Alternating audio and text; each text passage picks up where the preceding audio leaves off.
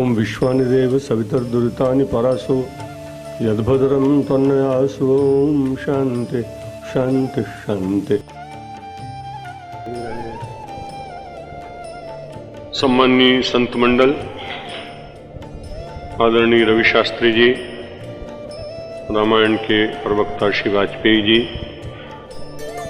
जोधपुर के प्रतिष्ठित विद्वान समाज सेवी प्रोफेसर एडी बोरा जी, माननीय निवृत्त न्यायाधीश श्री पंड्या जी, स्वदेश और विदेश से आए हुए समस्त श्रोता बंधुओं और सम्माननीय मातृशक्ति।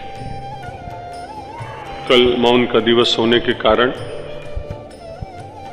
आपसे आंतरिक संवाद ही हुआ और मैं वाणी से नहीं बोल सका। कठिनाई थी कि अगर यहाँ बोलता तो मध्याह्न में हम सब महात्माओं की एक बड़ी मीटिंग रखी गई थी, अशोक सिंगल जी ने बुलाई थी। एक बड़े वयोवृद्ध महात्मा, सिद्ध महात्मा हैं, बड़े सरल हैं। वैसे तो मैं कहीं प्रायः जाता नहीं अपने इन कार्यक्रमों को छोड़कर, लेकिन एक राजेश्वरानंद भारती करके महापुरुष, कभी समय मिले तो दर्शन करिएगा। लगभग 90 वर्ष की आयु होगी। जब भी वो कोई आयोजन करते हैं तो 1-2 करोड़ रुपए से कम उनका आयोजन होता नहीं। सिरोही में उन्होंने एक बहुत बड़ा यज्ञ किया था 2-3 वर्ष पहले। मैं नहीं जा सका, लेकिन लोग बताते हैं कि उसमें जितने पूर्व राजा महाराजे थे उनमें से अधिकांश राजे महाराजे भी आए।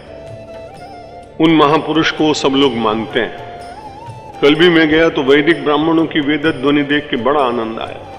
मेरे प्रति बहुत उनका स्नेह। तो उन्होंने 5 व्यक्तियों को भेजा था कि स्वामी जी को इस बार जरूर आना चाहिए। तो उस महापुरुष का आदेश था, अगर मैं यहां बोलकर जाता तो मुझे वहां बोलना ही पड़ता। इसलिए हमने कहा कि हमारा मौन है।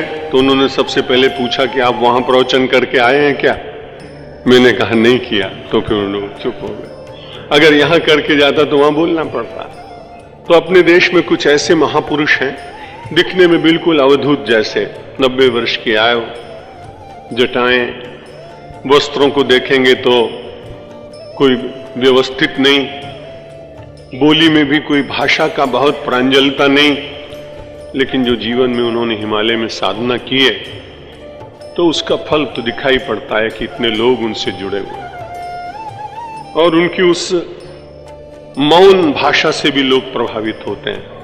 हम लोगों के यहाँ भाषा का प्रयोग बहुत होने लगा है, शब्द बहुत ज्यादा व्याप्त हो गए हैं और शब्दों की शक्ति तभी रहती है जब उनका कम से कम प्रयोग किया जाए।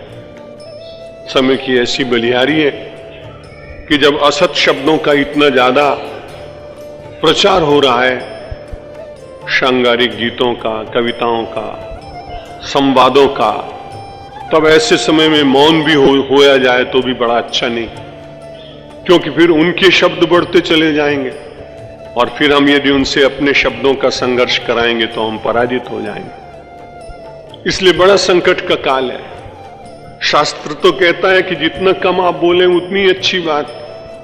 वर्तमान युग कहता है कि बोलने वालों के सामने यदि तुम चुप हो गए तो उनकी बात लोग सुनेंगे और आपकी बात सुनेंगे नहीं। इसलिए संस्कार प्रदान करने वाली कितनी अच्छी संस्थाएं इस देश में काम कर रही हैं। आप सभी लोग परम पूज्य ब्रह्मलीन आचार्य श्री राम शर्मा जी के पवित्र नाम से परिचित। उनकी युग निर्माण योजना शांति कुंज हजारों लोगों को संस्कारित कर रहे हैं।